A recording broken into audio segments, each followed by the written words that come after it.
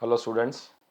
So today in this session we are going to address a very important question: how to generate the right startup idea. When I used to take session on building startups and sensitize students about startup world, at the end of session most of them comes to me saying that, sir, I want to start my own startup, but I don't know how do I get a good idea from, or what should I do to get good idea to build my own startup. Now this session is for all those people. I would really request you that please concentrate on this session and try to understand what are different ways or what are those seeds from where a good ideas come out of it. In order to learn this process, I think it is better to understand and learn this from the leading entrepreneurs of today, and let's understand and go back to their history. What was the trigger point, or what was that moment or a seed from where they got this idea and today they are a successful companies of the world. So we are going to look at all these companies that you see on the screen: Amazon, Paytm, LinkedIn, Flipkart, Netflix, Uber, Redbus, Google, Oyo, Swiggy, Dropbox, WhatsApp, to understand and go back to their histories, where their founders, when they started this companies, or they started from an idea point. So what triggered them to realize this potential, and what was those trigger points? So that will help us understand about where should we focus on when we want to get a good startup idea. So starting our journey from a founder of Amazon, Mr. Jeff Bezos. I don't know how many of you know his journey and lifestyle. He was working with an investment firm in New York, and in the initial days, and that time when he was a senior vice president, and he observed that the use of internet was expanding like anything at that point of time, and he observed a growth of almost 2300% in the internet usage at that time. And he thought that, why don't I start something online? Because every year the internet users are increasing by 2300 percentage, and this will also help him to get more and more market from the internet users. So he started his journey. He sat down together, sat down on a place and then identified the list of 20-25 products which he could sell, or which he could, uh, publicize on a website. And then from 25 product, he identified one product, which was books, because he thought that book was very universal product. People are reading everywhere, and it also cost very less. So it is always good to have a small quantum of money. People will order the book. Now, he built a website, an online bookstore for that.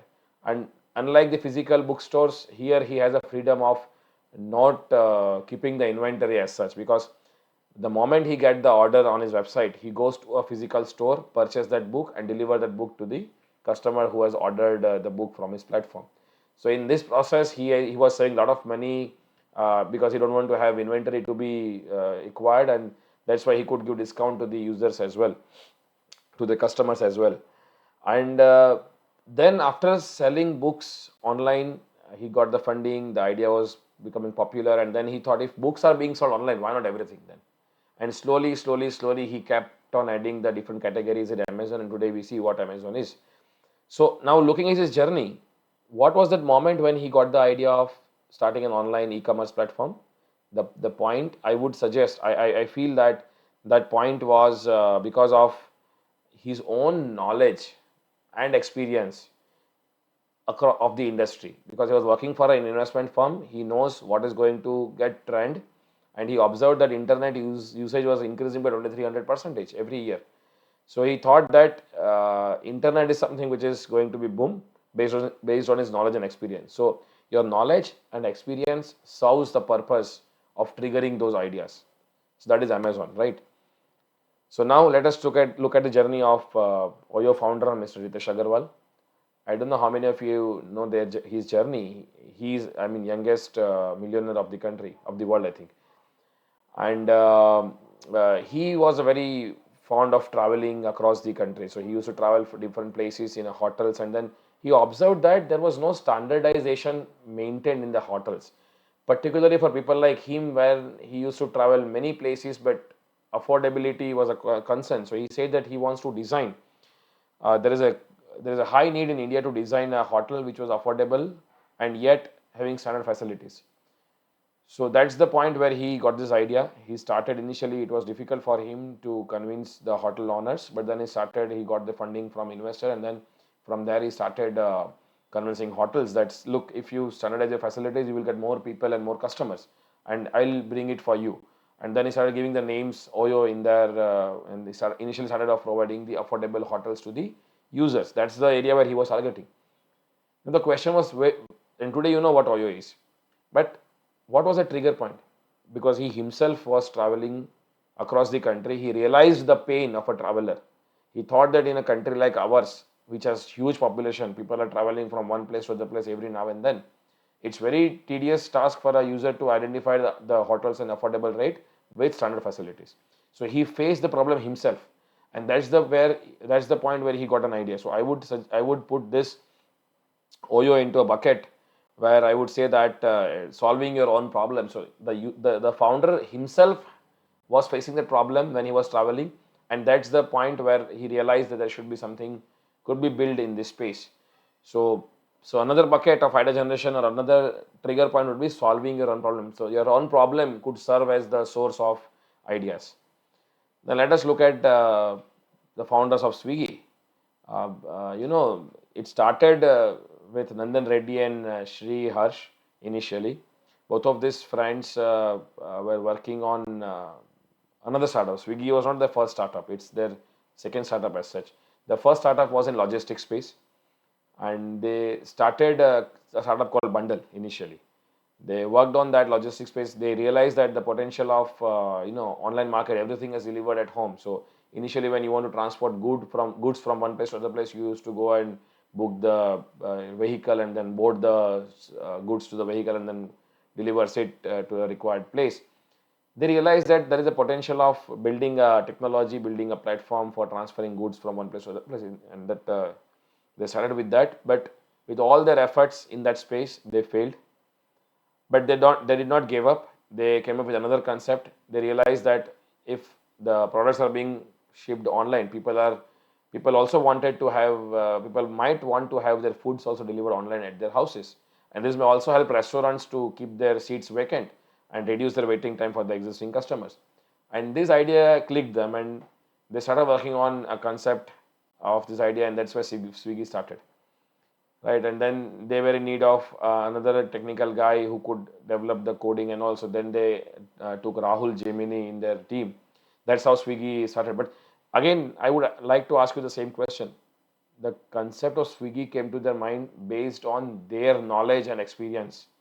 So I would say I would keep that in the bucket of knowledge and experience. So knowledge and experience of the founders of Swiggy played a pivotal role in identifying the need of the market, because they already were working on software platform, digital platform for logistic solutions in goods, right? What they need to do is just change that to a food delivery. That's it.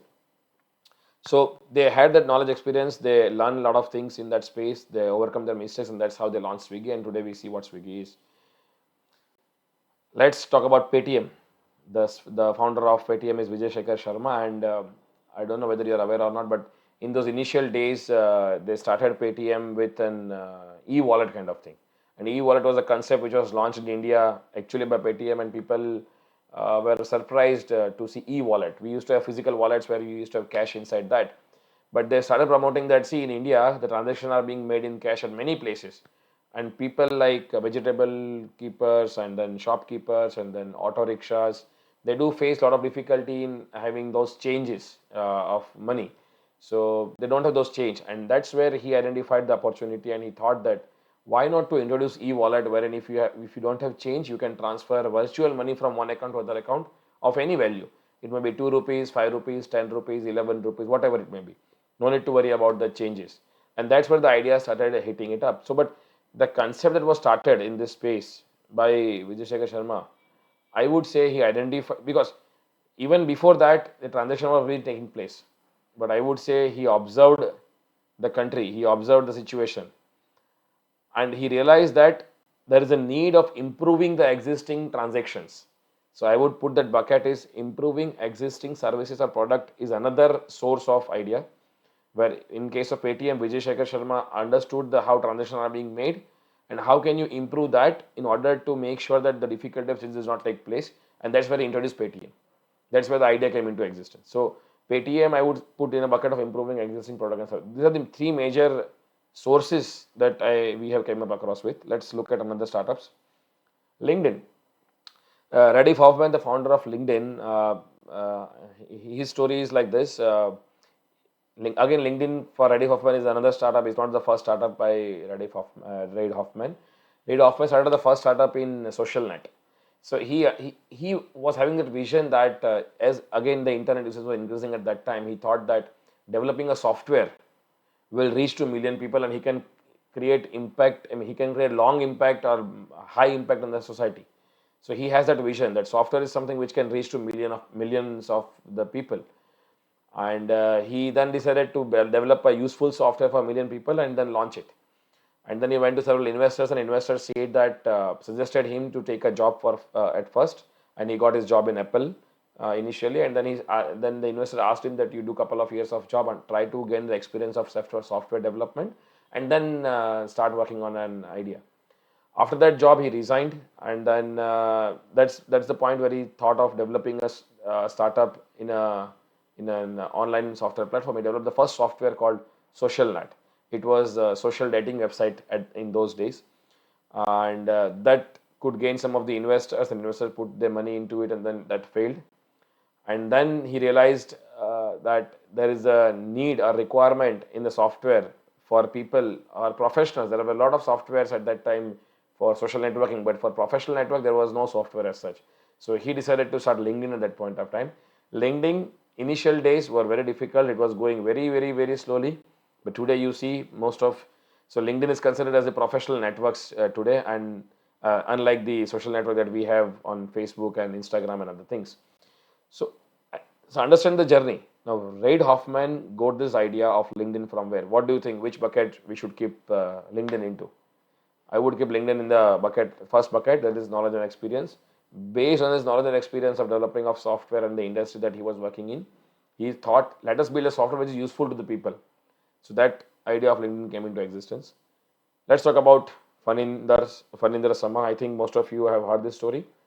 He was working for a tech company in Bangalore. He wanted to go to his hometown for a Diwali break, but he could not go. He could not find any ticket. He went from one bus operator to the other bus operator. He has almost covered 9 bus operators, but he could not find any single ticket to go back to his hometown. Unfortunately, he stayed there in Bangalore for a Diwali during Diwali break, and he could not meet his family members. That's the point when he realized that, okay, if I'm facing this problem, I think most of the other guys would face the problem. And there would definitely be one seat available, but I could not find it because I don't have any such platform. So how about having a digital platform where even if one seat available from one source to another destination, I could identify the operator and I could go and book the ticket. So that's the point where he got that idea. And today I'm not going into the details of what Redbus is today because most of you are aware. But the initial moment when the idea came, why that idea came into his mind, it was because he faced the problem as a founder. So I would put Redbus into second bucket, solving your own problem as such, right? So solving your own problem is a very good sector, a very good source of good ideas. Then talk about Dropbox.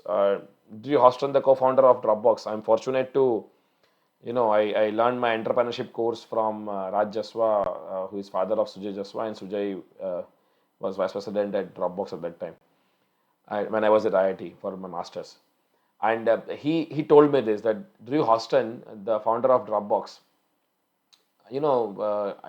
when he was going for his graduation in a college, most of the time he forgets his pen drive at his house, and he just go to the college and he realizes, okay, he forgot his pen drive where he did his assignments and homeworks, and most of the time he used to get a little lower grades for that. And then he realized that how about having something like this? When I complete my assignments and homeworks, I will put that as files into the cloud. It was just a hypothetical situation. I'll put that into a cloud, and whenever I need that assignments on those files, I can pick again from the cloud and then show it to whosoever needs that. So that's the point where the concept of cloud storage started. There is nothing like storage in cloud as such, but it's a concept. So he started a Dropbox, which is the first company who used to offer a cloud storage to the masses of the people. So Drew Houston got this idea of Dropbox based on what? Again, what do you think? Where should we keep it? We keep the Dropbox in this place because he faced the problem of missing out his files. That's the where he realized this. So solving your own problem again. I will keep Dropbox in the second category. Now let us talk about Flipkart. The founders of Flipkart, Benny Bansal and Sachin Bansal. I don't know whether you're aware or not. Flipkart was introduced in India, I think, well after the Amazon established, and in US. And the model of e-commerce was pretty simple. It was not that new model when Flipkart was introduced in India, but in India it was new model. And e-commerce in India was not existing till that point of time. Flipkart was the first to start this e-commerce model. Uh, when they when they saw e-commerce, but the normally you feel like the model working in United States and in European countries would also work in India, but it's not the case. When at that point of time when Flipkart started, they realized that the trust was the issue. See, when you ask people to pay first and the product will deliver at your house after 3 or 4 days, people will not go and book the products and services. It's where Flipkart understood that Amazon cannot directly come into this market of India because people will not pay first in India and then wait for the product to deliver at their houses. This is an opportunity for Flipkart to identify the local. Let us build an e-commerce platform wherein we will ask users to pay at the time of delivery. That means pay on delivery mode kind of thing, right? Or cash on delivery, COD. So when the delivery boy handovers the product to the customer, they look at the product and then they pay for the same product. So it started with that. So I would say even before Flipkart came into existence, there was transaction being happening. There was people were buying products and goods from various stores and shopping malls and all. But Flipkart identified that if I want to change something in Indian spectrum, I will introduce COD, and that is the where I can capture the market. So that idea came into that existence. So I would keep Flipkart into this third category, that improving the existing service or a product. So existingly also there was shopping being done, but Flipkart has given another experience to the user. Talking about these three companies, Google, WhatsApp, Uber, what do you think? See, what Google is doing. Do you think Google was the first search engine at that point of time? There was Yahoo before that, right? So search engine was not a new concept at that point of time. But what Google did was he improved the existing product that was existing in market. What is WhatsApp? It's the messaging app. There was still SMS being existing in that point of time when WhatsApp introduced. But WhatsApp started and taking over the market by sharing the images and videos and other files as well. So WhatsApp improved the way people were messaging and communicating, right? Uber, even before Uber came into existence, there was people taking the taxis, and taxi owners were providing services to the travelers. But when Uber came into existence, Uber have improved the existing experience of traveler booking the taxi and having those conversation and bargaining for the prices, and then looking around and when waiting for the taxis to arrive. So Uber actually improved the services or the way the taxi booking was being made and the travel experience was being faced by the traveler. So all these three, I would put them in the last bucket of improving the existing services or product. So I think this would have given you enough understanding about there are three basic sources from where you can generate your own startup ideas. First, based on knowledge and experiences. So in whichever field you are, that's like if you feel you have a particular understanding in that sector, if you feel you are passionate about that sector, try and get more insight about it, and then you will identify the gap in that sector. Second would be solving your own problem. Here, I would suggest if you have faced one of those problem, and whenever you face a problem, now from this point, I would request you to change your mindset. Whenever somebody complains you, whenever you think of complaining somebody else, ask yourself, can I contribute the situation? Can I develop a product? Can I build startup over it by solving this problem? Or is it a universal problem? So when you ask this question, your mind will start thinking about solution. And that is where you may get some ideas. All these founders have done the same thing. Ritesh Agarwal, Faninder Sharma, the founder of Dropbox, they asked question themselves when they face a problem that can I contribute? Can I solve this? If I am facing this, there are many people who would be facing the same problem. Can I help them? When you ask this question to your mind starts giving you the answers about solution. And that's the biggest source of getting good ideas. And the last category would be improving existing services and product. This is also a very big vertical today. I think there is no need of invention as such, but what you need is look around you how existing product services look like. And if you feel there is a need of an improvement in this segment, uh, either you improve the user experience or you remove the middleman out of it. This is a very good business models where you can build, think of building startups in this space. Always remember, I will leave you to these quotes.